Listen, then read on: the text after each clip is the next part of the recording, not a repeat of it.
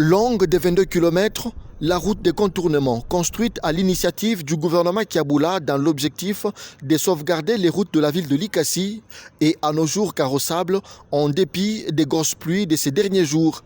Le gouverneur de province Jacques Kiaboula Katoué, qui avait dans sa suite son ministre des Infrastructures et le maire de Likassi, est allé évaluer l'évolution des travaux. Et sur place, il a reçu des explications détaillées et a formulé des observations sous forme de résolutions. De ce que nous avons observé, nous constatons qu'effectivement la route elle est presque praticable, mais à certains endroits, il faut absolument y poser la couche d'asphalte. Et donc la route n'est pas totalement asphaltée, mais elle est déjà carrossable.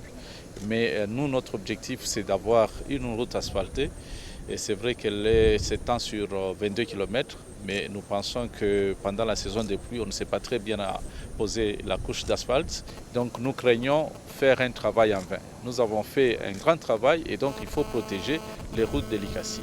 Alors pour protéger les routes de Likassi, il faut avoir une route de contournement. Donc l'objectif pour nous, c'est d'évaluer, de voir est-ce que c'est opportun d'ouvrir cette route pour sauvegarder les routes de Likassi. Mais je crois qu'effectivement c'est opportun, mais il y a encore des travaux qui doivent se poursuivre.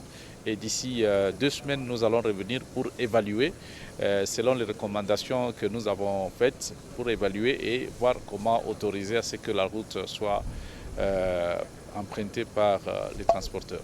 Par ailleurs, des mesures ont été prises pour que les conducteurs des poids lourds conduisent ici en toute sécurité.